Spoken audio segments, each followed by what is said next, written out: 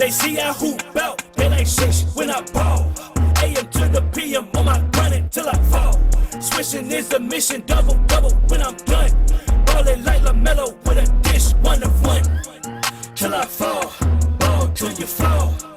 Till you fall, ball till you fall. Till I fall, till you fall. Till you fall, ball till you fall.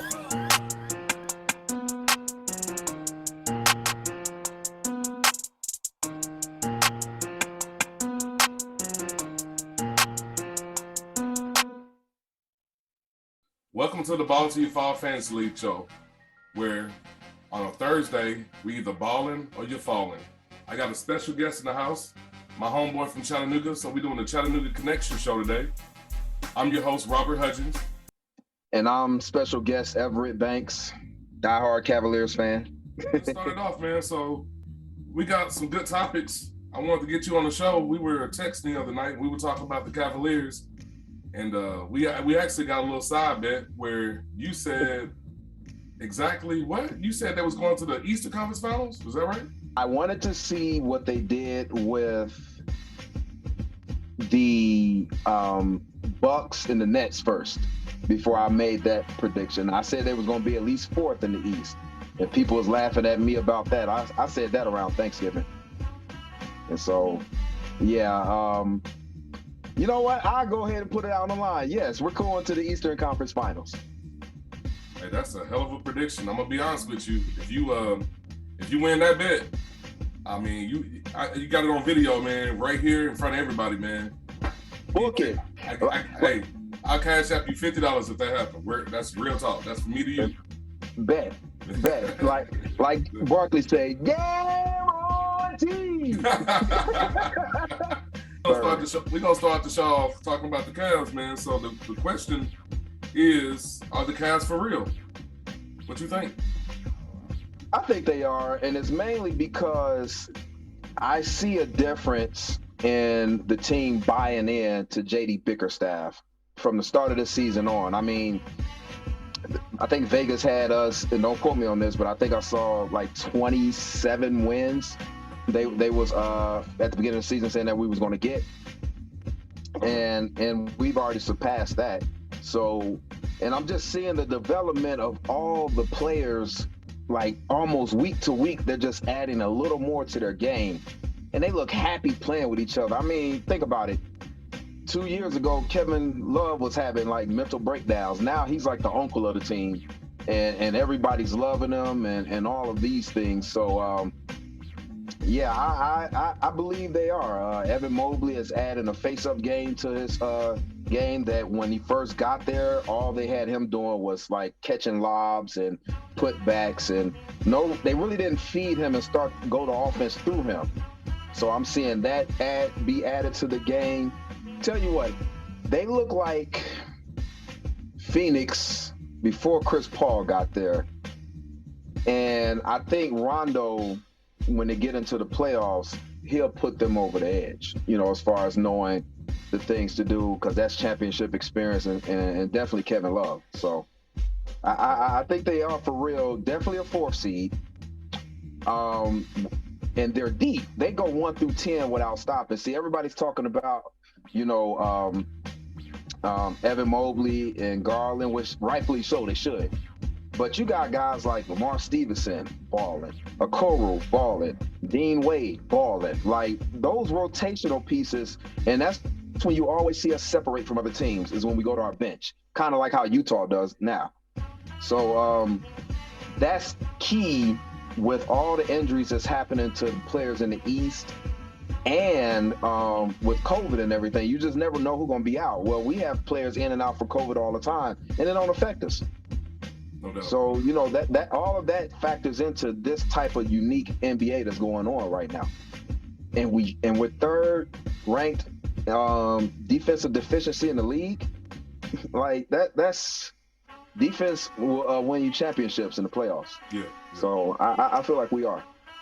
Yeah, man, I enjoy watching y'all play. When I watch y'all, man, I mean, y'all have a crazy roster, man. And you got some dogs in your team. But you know, the one player I would trade, because this is my thing, right? Y'all are close to being competitors, for the big championship, man. But like marketing got to go. He's that one guy where it's like, yeah, marketing, man. He don't fit, man. He don't fit. Okay. I like the fact that he's 7 foot. I like the fact that he can shoot. I like his ceiling, but I just feel like he's not in his place. I don't know where his place is gonna be, but I think he might become like a good spur, something where somebody can like get in his ass and like make him do more, man. But like, I feel like if y'all don't make it, it's gonna be because of something as small as a Larry marketing. I feel like y'all should get better in any capacity, man. If you can get Eric Gordon, I'm telling you, man, that's a championship piece. But yeah, I mean, the Cavaliers, man, I've always felt like, as bad as they have treated them and make them feel like, oh, they're LeBron or bust, that's the only time they've been successful, man. People forgot about the lottery days. Yes. Yeah. That roster, like they don't understand. Even when Jordan hit that nail biter against us, that the Gatorade commercials and all of that was we were the best team in the East with Brad Daugherty, John Howard Williams, Larry Nance Sr. Now, there's a son playing. Craig Elo, Gerald Wilkins, Ron Harper, Mark Price, Steve Kerr. Yeah. That roster was dope. The Bulls, I don't even think the Bulls were supposed to be in it that year. I don't even think they was a 500 team when Jordan hit that shot. That's why I was so surprising, because everybody was going for the Cavs. Like that, we've had teams, even during the Terrell Brandon days, Sean Kemp, Andre Miller, like we've had some competitive teams. It ain't just been like we've been like how the Clippers was until like maybe the last decade. Yeah. We've always been right there in the East, at least the top four. Yeah. At least the top four. But Gordon, he I like him. I don't want Schroeder. League executives believe a main target for that will be Dennis Schroeder, who fits into that trade exception. Such a trade would potentially take the Celtics below the luxury tax, and he could help them on the perimeter. But from what I believe and what I hear, I think the Cavs are going to look for multiple deals at the deadline, including targeting Eric Gordon. They've already had some discussions with the Rockets. The Rockets have told the league that they want a first-round pick for Eric Gordon. The Cavs have Ricky Rubio, who they could trade for him, and they also have 3 picks in this draft, 2 high second-round picks, and potentially, a late first-round pick, depending on their record. I could see them haggling it out with the Rockets towards the deadline. I wouldn't be surprised if they're able to add 2 players between now and February 10th. I do not. He thinks he's way better than he is, and that's why the Lakers told him to bounce when he tried to ask for all that money. Shooter would be one of the worst mistakes in history as a Cavalier, man. I'm telling you, if you want to look like the old Cavs, sign Schroeder, because that will be an old bad franchise move. Like if you want to lose your job, sign Schroeder. That'll get you the first row exit. Because he'll just start jacking shots and throwing lobs to Kevin Love, and everybody know he can't jump. Like it's just silly play. I saw him doing that with the Lakers, and I have my brother-in-law is a huge Celtics fan, and he was like, "Y'all, please take him." I was like, "No." So okay. I wouldn't necessarily mind Gordon. Because Gordon is a person that won't rock the boat. So I think like everybody. I was watching NBA Today, and Kendrick Perkins said they bought into what he's preaching, what he's brought to the table. Hey, if he said everybody's going to eat, everybody's going to have success if we play together and buy in. JD Bickerstaff has gotten everybody to buy into their role. Yeah. And when you do that, it just makes it so much easier. And the guys, like I said, the spirit of that team, they just seem like they love each other. Like it's exciting to watch as a fan. All of us from Cleveland is really like just excited about the Cavaliers more than we were about the Browns. It seems like, even though Cleveland is a Browns town, we're a football town, but we gotta pull for who's winning right now. So Well, we gotta switch the topic over to something that's a little bit more depressing on my end. So, quick question about the Lakers, man. Do you think the Lakers are are deemed to fail, and you think it's just going to be an utter disaster, or do you feel like they're going to improve and this is gonna change for the best? No team that LeBron is on is ever an utter disaster. So I can't see them just totally falling out of the playoff race or anything like that. Even if they're 7 and 8 seed and they're in the play-in, LeBron's just not gonna let that happen. I've seen him pull much worse teams out of the muck and the miry. When he was in Cleveland, especially his first time around before he left for Miami. And I just can't see that happening with a LeBron-led team. And I get it, kind of, but because I've been around long enough to see him, everybody is like championship or bust with Lakers, and New York City, the Knicks are this, that, and the other. But I don't feel the media is making it like that's still like it is. But with teams like Memphis coming up and the Suns and things like that hadn't been traditional through like the last 50 years, the dominant team or always in the hunt. And with the creation of social media and stuff with the millennials, 20-year-olds that's getting off into the game, they don't follow teams anyway, they follow players. So that whole narrative about it's got to be LA or New York, media capital and all that other stuff, that doesn't really matter no more because we got these devices that we're talking to each other on now and all of these things. And so I hate hearing that from the national media saying, these two teams are the only thing that's important, because it's not no more. You talk to most young people, they following John Morant. No doubt. Because he identifies, the young up and coming guys. They don't care what they playing. Yeah. They don't hold to that tradition. Oh, it's got to be the Lakers. But to answer your question directly, I think, especially with AD coming back, and as long as Glass Davis doesn't crack something else on his body, they might even make a run and push it on up to about the 4th or 5th seed. Wow. Before the season's out. So I just think LeBron won't let them fall that far. Yeah. I can't see it. Yeah. I can't see it. Yeah, I fear that Westbrook is probably one of the most just worst fits I've ever seen. You ever done you ever put a puzzle together, man, and it's like, you dealing with a dumb kid. It's like, dude, that piece don't fit. Look at it. The head is like it's going that way, and it's a clear circle. It's like you trying to force a puzzle piece in it, and it's like it don't freaking fit. Right. And I don't know what to do with it. Like, it drives me crazy because, like, in the perimeter, man, they'll pass the ball around, they'll cut, and Westbrook to get it, and you just sitting there every single time he gets the ball. It's like, oh my gosh, either please don't turn it over, please pass it back to LeBron, or please just sub him out for somebody. Like, right. It's I don't know. It's weird, man. It's weird. I think with Westbrook, I think that was good. Did you see the clip where Shaq was at the game? Yeah, I did. And he told him to slow down? Yeah. And it's funny, some of y'all mannerisms are like sidebar. I don't know why. You and Shaq. Yeah. I've always thought that. Like, especially on the commercials when he being silly and stuff. To me, that reminded me of like when we was kids and some silly stuff that you do. But Shaq had a good point. Like, slow down. Let them catch up to you and then hit that quick burst. Like, don't take off sprinting from baseline to baseline the whole game. And Shaq was like, he'll be good. Just slow down. And that was like key. And according to all the reports I heard, he's listening.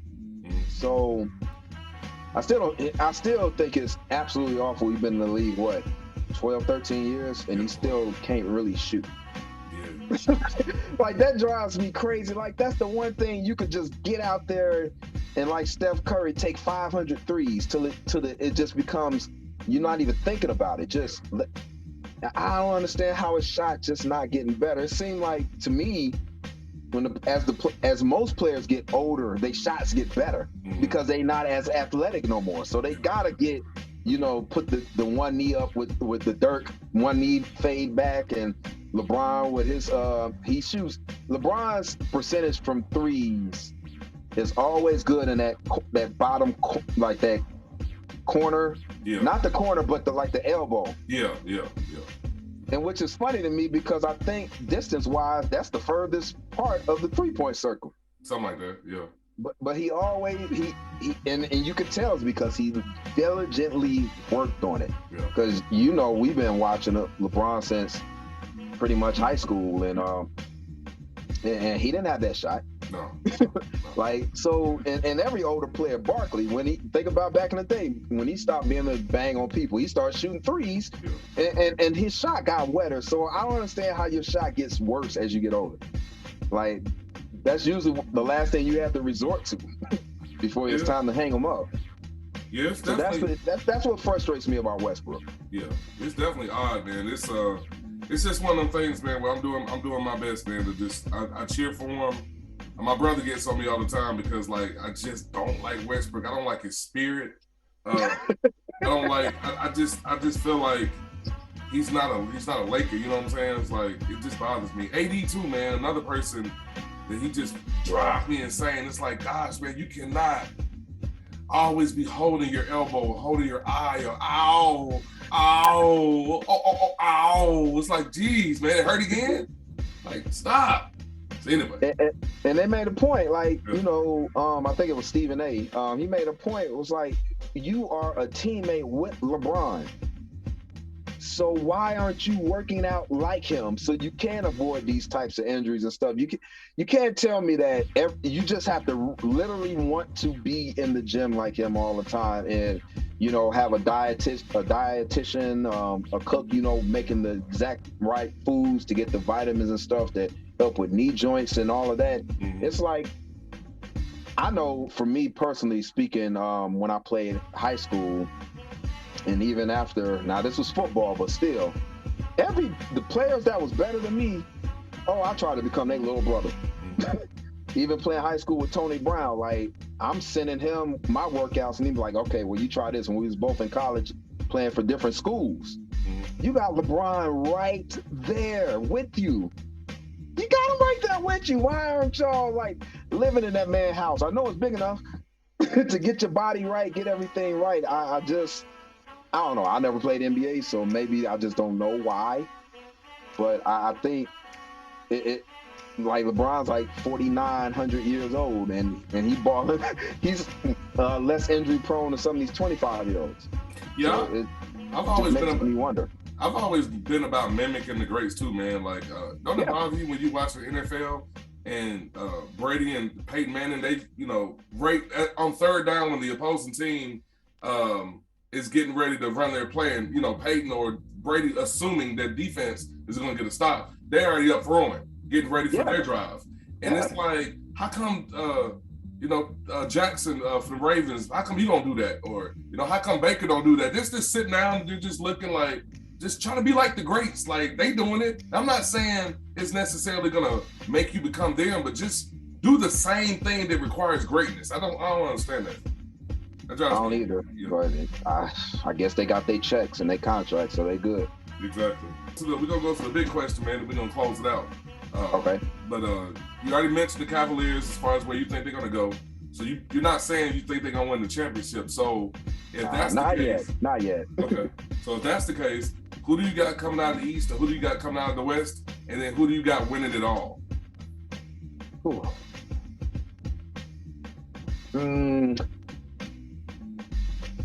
Truthfully, if Philadelphia, because they're kind of flying under the radar too, other than talking about Ben Simmons, I would say Philly, if they can get that Ben Simmons situation worked out, Philadelphia or Milwaukee. Okay. I can't give it to New Jersey yet. Not New Jersey, sorry, Brooklyn. Yeah. Showing my age. I can't say Brooklyn because that turned into exactly what I thought it was going to be, a circus. As soon as that started getting developing, I'm like, I've watched Kyrie have these mental things go on when he was with Cleveland, and KD is kind of fragile with his emotion, and I just, you can't LeBron spoiled the league for several years by just kind of putting these teams together, add LeBron and stir, and there's the championship. It don't generally work that way, and he's really the only person that's been able to do it. And all these GMs trying to follow his lead, but it just don't work. So I saw that being a disaster from the jump. I'm on record on social media and everything like, this is not going to work. It's not going to work. But everybody thought I was crazy. So Milwaukee and Philadelphia. Let me just go ahead and put it all the way out on the line. Milwaukee, All out of the East. I ain't gonna just kind of hedge my bet. So Milwaukee out of the East, and I think Phoenix. So you like them over Golden State, straight up? Yes. Wow.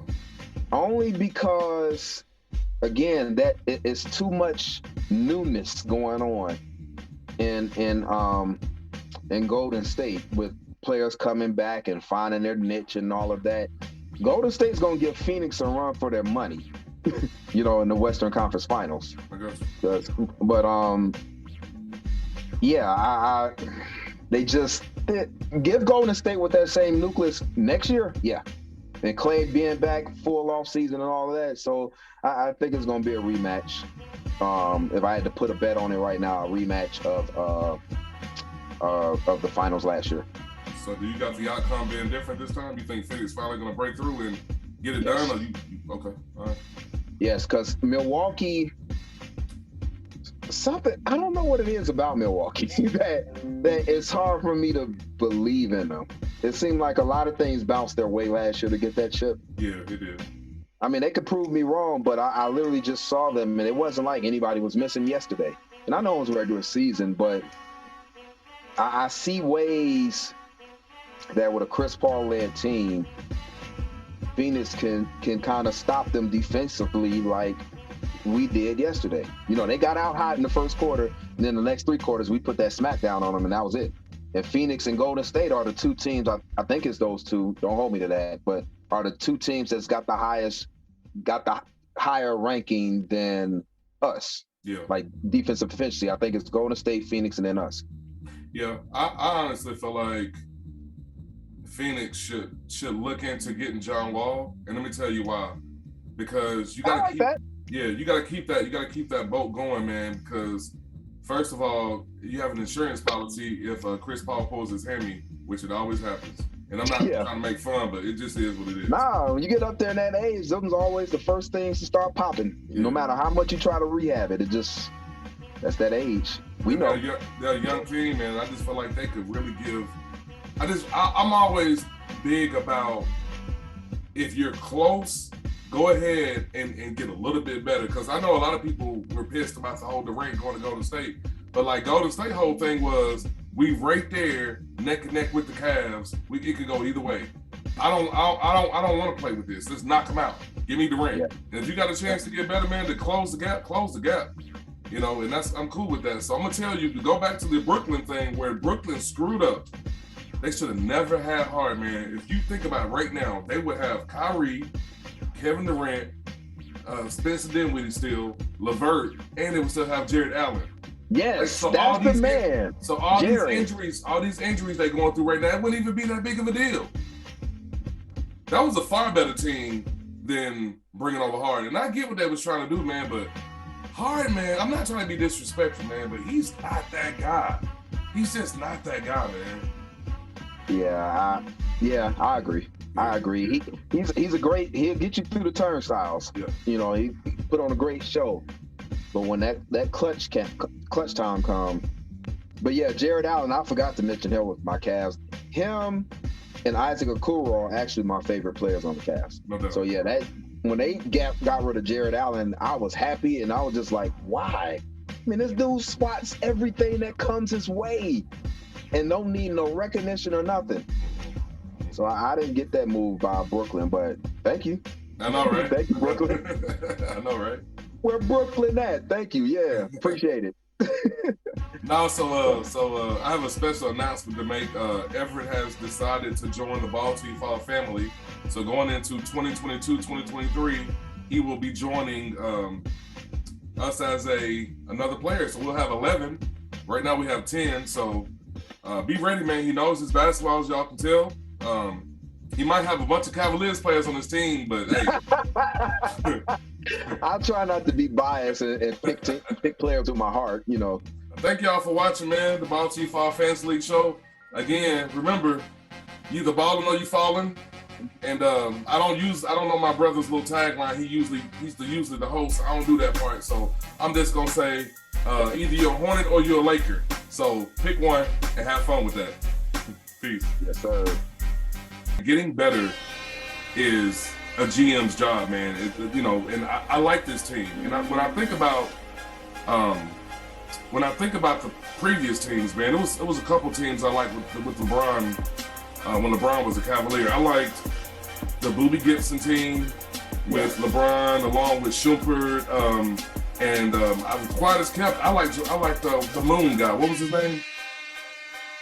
Jamario Moon. Jamario Moon. I think that was his name. And then Candace. I forgot about him. Yeah. And then Candace Parker's brother, man. At that time, it was some pieces y'all had, and I just felt like if y'all would have got a little bit better, y'all would have done something without all that other stuff that when y'all got the championship.